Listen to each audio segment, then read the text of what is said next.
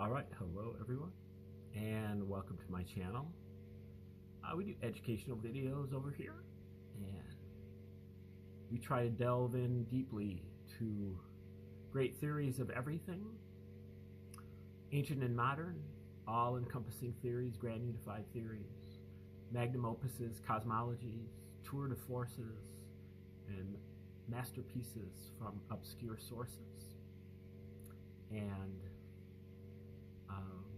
we hope that you can use these things in your life, and I hope that I have and will use these things in my life to help me with my paradigm shifting and my quest for better spiritual, mental, and physical health.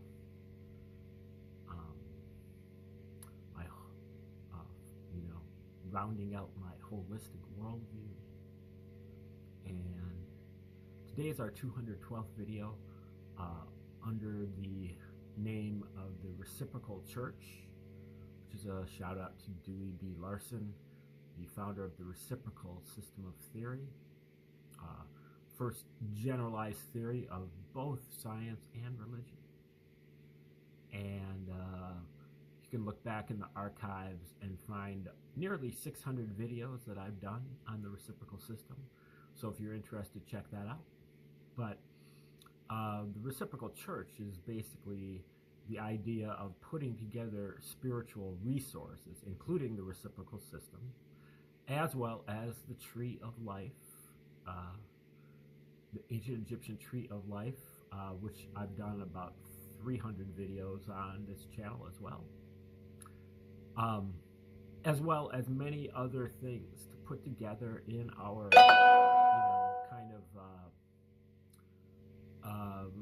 our quiver to be able to use them as weapons of mass creation, and in this case, creation of syncretic religion. Religious praxis, we'll say. Religious, as opposed to religion, maybe. I don't really like the word spiritual either, but just things that basically give you reverence for the divine, however you define that, coming from inside of us. And things that also can be verified logically and rationally, even though in many cases they don't appear to be logical and rational until after you've experienced them and have a little bit of time to process them.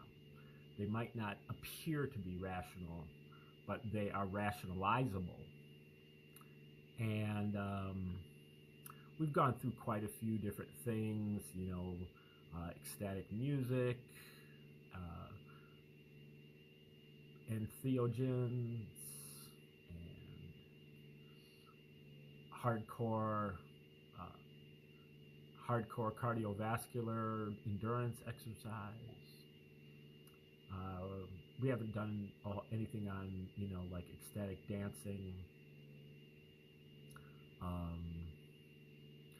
sacred geometry and mathematics, as well as tree of life and the reciprocal system. But the reason why we're doing all this is because we recognize that the Western religion, we need an alternative to these Western religions because they are about to collapse under the weight of their fraud.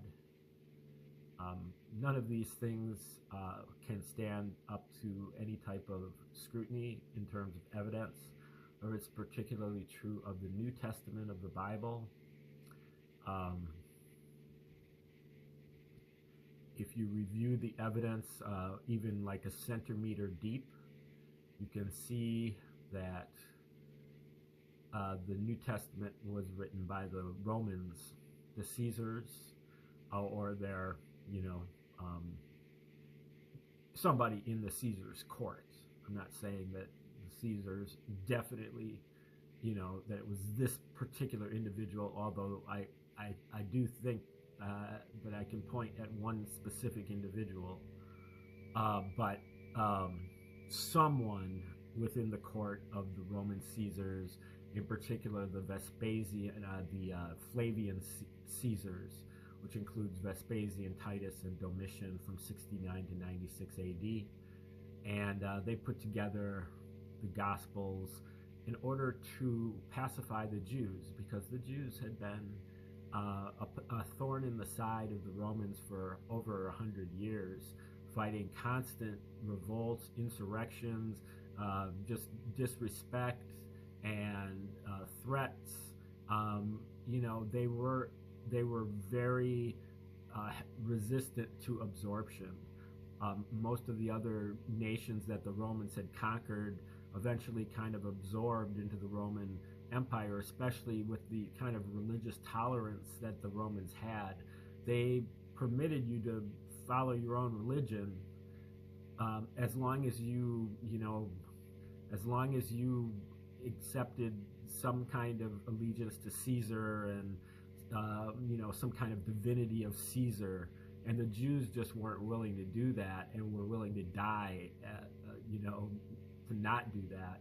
They were willing to die to keep up all their rituals, the sacrifices, the kosher laws, and circumcisions, all of the stricture against graven images. They were willing to kind of go to war with you if you insisted on putting a statue of Caesar in their temple. So that was the main purpose of the Gospels in the first place, was to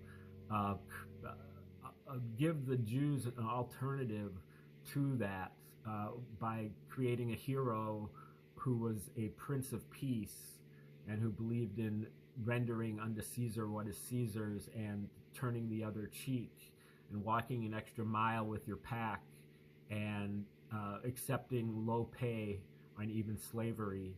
And that is the model that the Caesars wanted the Jews to embrace, and so they pushed it. Many people throughout history have known this, but haven't been able to articulate it explicitly.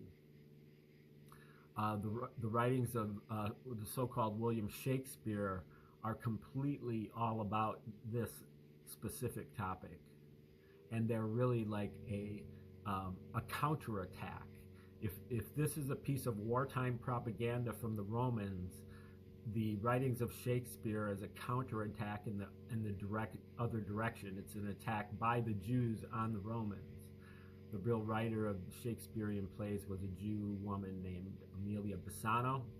You can check out the works of Joseph Atwill and John Hudson. They both have books on this topic.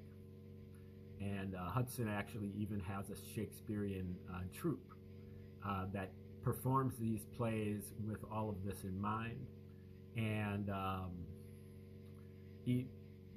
haven't read all of Shakespeare's plays, but he says that every last one of them is on this topic. So, the sonnets, many of the sonnets are already supposed to be about Amelia Bassano, the Shakespeare's Dark Lady, is what she's known as in the sonnets.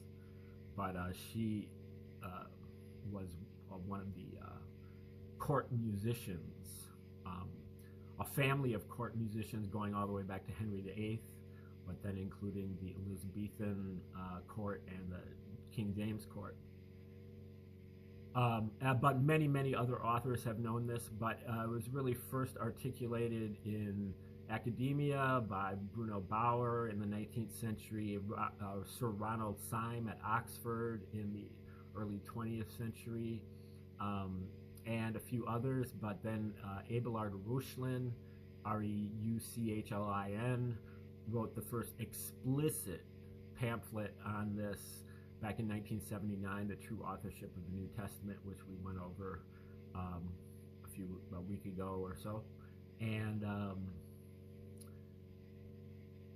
then we get to, current time period. Joseph Atwill's book, Caesar's Messiah, breaks it down and kind of got into the popular consciousness a little bit.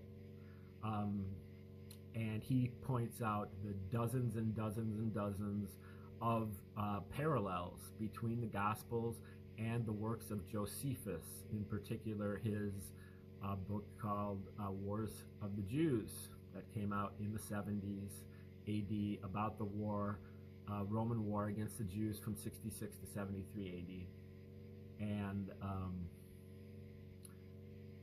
it's very clear that whoever Josephus was is exactly who wrote the Gospels as well, because they were written in unison. One parodies the other, and then the other parodies it back. And most of the prophecies that are made by Jesus in the New Testament are fulfilled by Titus in the Wars of the Jews. Many religious people believed in those prophecies of Jesus to the point where they had Josephus as part of their Bible, part of their canon for many, many years, until they realized that if we do that, that means that Titus is actually the second coming of Jesus. Titus was the emperor. He was, at the time, he was the military general, son of Vespasian, who was the original military general, but then became emperor. Josephus surrendered to Vespasian, according to Josephus's autobiography, and then defected. And then when his prediction that Vespasian would become emperor became real, Vespasian pardoned him and brought him to Rome to become the court historian, which is just a very tall tale. And it's much more likely that Josephus was actually a Roman who was being instructed by Jews on how to write this Wars of the Jews. Probably the Herods. He was in the Herod family. This guy named Calpurnius Piso, who was kind of like the shadow emperor behind Vespasian and Titus. And there's pretty good evidence that he, as well as Reuchlin and Roman Piso, both claim that Arius Piso is the author of the Bible and New Testament, and parts of the Old Testament too. That he forced Jews to translate from Greek into Hebrew. The Book of Esther, Ecclesiastes, and a few things here and there in Zechariah, and a few other ones that are where he just puts in a sentence that prophesies the existence of Jesus, to historicize Jesus or to historicize something else that he wrote in the New Testament. But anyway, we're at the cutting edge of this because we're now reading the work of Michael Menescatz. Just came out like 3 months ago. His book called Christianity's Origins, a Flavian secrecy cult. And he actually goes through the Wars of the Jews by Josephus side by side with the book of Luke, and finds literally hundreds of different parallels, and then he plots the points of the correspondences with the book of Luke on the vertical axis, and the book of Wars of the Jews on the horizontal axis. And then they form, when you plot all the points of all of them, they form a pattern of 5 Roman letters: APTVS, Arius Piso Titus Vespasianus. And to give that a little bit more credibility, there are existent Roman coins dated from the same time period, 80 AD, I believe 81 AD, that say TVS on them. Titus Vespasianus. Those are the 2 emperors. Arius Piso is kind of like the shadow emperor behind them, who eventually became kind of like the relative of all the future, kind of the godfather or the direct descendant of the all the future popes and emperors, starting with Antoninus in 138 or something like that, 137, 138. But he was also related to all of them, from um, Trajan and Hadrian before Antoninus, and then all the rest of them and all the popes are directly descended from Calpurnius Piso. So we're going to take over in Menescott's book and see where he goes. We're in the introduction, and hopefully I can see this okay. The print is so small, and there's like a million words on a page. I wish he would kind of space out his presentation, but the information is, I think, quite explosive. So we'll get into it. Now you might not. I have to look down to do this, so I'm not going to. I don't even know if I'll be in the screen while I'm doing this, but I think you can be okay with that. If you've gotten this far with me, the pattern that emerges when noteworthy parallels are plotted. The technique of plotting in 2D was only known in relation to the charts, courtesy of Hipparchus and the Chaldeans 200 years earlier, which the Slavonic version of Josephus, so there were other translations of Josephus, but the Slavonic version alludes to this two-dimensional plotting. So it shows that the Romans did know about this. What I didn't mention about Josephus is that, you have to keep in mind that when you talk to a Christian, the Christians will tell you that, Josephus is a corroborating witness of the existence of Jesus.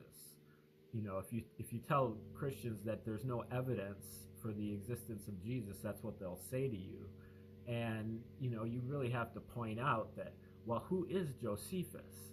If you look at his own autobiography, he says that he defected to the Romans and he lived at Rome at the court of the Caesars. So you can't really take his work seriously as being the truth. He's writing straight propaganda. And then when you see that what he's writing is mirroring what's written in the Gospels in terms of what Jesus predicts is going to happen is fulfilled by what Titus does, then, that kind of blows the whole thing open. So that's where the rabbit hole goes straight down. If you're having a conversation with a Christian about this, is they're going to bring up Josephus as a secular source that corroborates the existence of Jesus, because otherwise there isn't a single source from the first century that other than the Gospels that even refers to Jesus. Only Josephus. And then when you realize who Josephus was, then that goes out the window. Then you move into the second century, and you've got Suetonius, and you've got Tacitus, and I believe there's one other author that also referred to Jesus. But these people are all working for the Romans too. They were all living at the court of Rome. Many of them were actually royals. They were Suetonius became the emperor Antoninus. He was, I believe, the grandson of Arius Piso. So none of that works. But these people don't know that, because as soon as they heard the name, Josephus said it, Josephus said that Jesus existed too, then that's good enough for them. They're, oh yeah, okay. Well, why don't you do a little bit of research and figure out, who is this guy Josephus? Is that a legit source? Because it isn't. Okay. An illustration of the message written in the stars effect that was probably the intended visual impression. The anomalous group between the T and the V, there's a couple dots. Now, if you look at the thumbnail, you can see the plotted APTVS pattern. and there's a couple dots down between the T and the V, and he says the anomalous group between the T and the V is here moved up to Luke 24 for reasons that will be explained later. So he takes this little blob that's not where it's supposed to be, and he moves it up to where it fills out the T. And so he's going to explain why and how he did that. Other than that, the pattern is pretty clear, though. So I can get with one kind of anomalous shift, because that could be something that was intentional. Now, if you start going with a couple of them, then it gets to be like an epicycles type of situation where you're just kind of making stuff up. But I can kind of at least understand that you have to make one, you might need to make one adjustment with the plotting. Depending on what his excuse is, so we'll be finding that out. This appears to be what John 1 is describing when it talks of the Logos as being literally God's name presented as an image shining in darkness. So you think of that pattern as a star map, because that's where the technology of plotting points was originally developed. And Josephus talks about that. I will discuss the meaning of the APTVS later, but in brief, it is the Latin word for apt or fitting, chosen partly to reflect the description in Luke 9, verse 62 through Luke 10, verse 21. He who pushes the plow, which is the Roman name for the constellation Ursa Major, he who pushes the plow without pause is apt to have his place in the kingdom of God. Behold, your names are written in the heavens. So that's Luke 9 and 10, and end of 9, beginning of 10. And so that sounds like a pretty good explanation, except that word apt, that's an English word. I'm not sure. I don't know why he's resistant to the Arius Piso interpretation, because I know that he's definitely familiar with Roman Piso's work and Abelard Rushlin's work. But he seems to be more convinced that this was done by Titus and Vespasian. To me, it doesn't matter very much. I mean, as long as you know that it was done by the Romans, the Caesars at this particular juncture during the reign of the Flavians, it doesn't really matter that much to me whether it's Josephus under the name of Arius Piso, or whether it was Titus, or whether it was Vespasian, or their Titus's brother Domitian.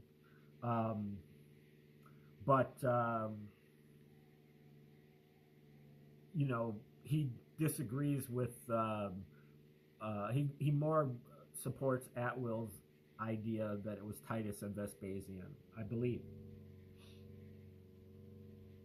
More specifically, and for reasons that will be explained later, APTVS was probably intended as the initials of a secret name that Titus intended to be later revealed as being entitled to, namely Ares, A-R-E-S, or equally Arius or Arios, meaning the god Mars. Piso, signifying the famously powerful royal family. Titus, a capital V, is used since U and indeed lowercase letters had yet to be invented. So I don't think so. I don't know why he doesn't use Vespasian. It seems very obvious that it's Titus Vespasian. They actually minted coins that say TVS. So it seems very obvious that that would be. I don't know. I mean, he's the one that's written this book, so I'm going to let him explain it, but it just doesn't strike me as logical to go in that direction with the TVS pattern. But again, it doesn't really matter. Like the fact that you plotted the points between the Book of Luke and the Wars of the Jews, and you ended up with 5 Latin letters, is enough to certainly demonstrate that there was that they were written by the same people. So what it actually stands for is just kind of a curiosity as far as I'm concerned.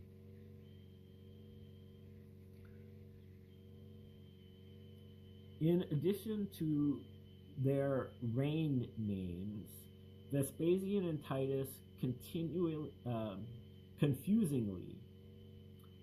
had the same the same birth name, Titus Flavius Vespasianus, whilst the younger son Domitian was called Titus Flavius Domitianus. I will refer to them simply as Vespasian, Titus, and Domitian.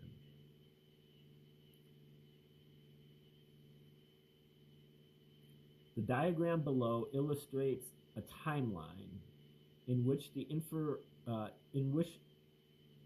historians would agree on at least the majority of it and should not find the rest of it too objectionable. For the Gospel of Luke, I exclude the minority view that it was written before the events in 69 AD. That it refers to, which, 69 AD, that it refers to, which leaves us with the mainstream view that it was written during Vespasian and Titus's reign, 69 to 81 AD. And that is when, mainstream historians say that the book of Luke was written, as well as the, I think the book of Mark is seen as being written in the late 60s, and the book of Matthew also in the 70s, or possibly even in the 80s. And the book of John was said to have been written later. Now, the epistles of Paul are seen to have been written earlier, in the 50s perhaps, certainly in the 60s, because they refer to, they could have referred to Luke and Matthew and Mark, but they don't. That's the reason why the epistles are seen as being earlier. I think that excuse will be blown up in this book, certainly by other evidence that actually the epistles came later, and they don't mention the works of Matthew, Mark, and Luke.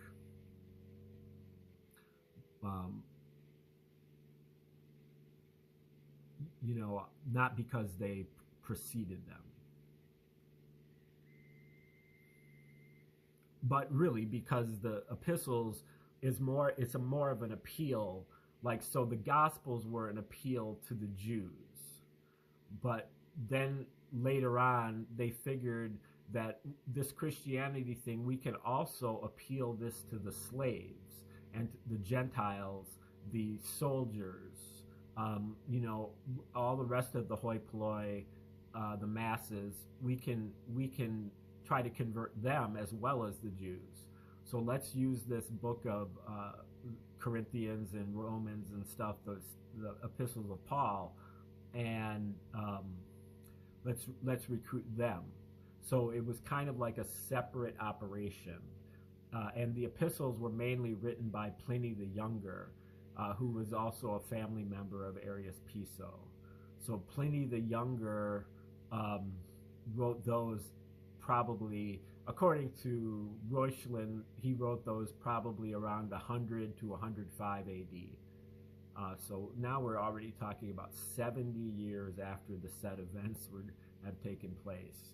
But they set them back in time, firstly, so they could make him prophesy things that would come true, and also that it just would be harder to kind of track down the author if like for posterity. They wanted to get caught eventually, but they didn't want to get caught during their lifetimes. They wanted it to be found out like now, 2,000 years later, after they've messed up the whole world with all of these Western religions fighting each other and stuff. They wanted to be found out eventually, but they did not want to be found out during their lifetime.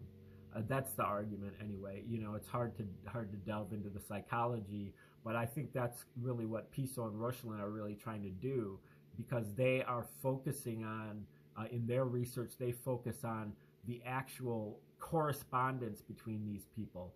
Pliny wrote a lot of letters to Arius Piso and to Tacitus and so on, and they wrote back, and they used a lot of aliases and pseudonyms for each other. And so it's kind of like a name shell game. You have to kind of keep up with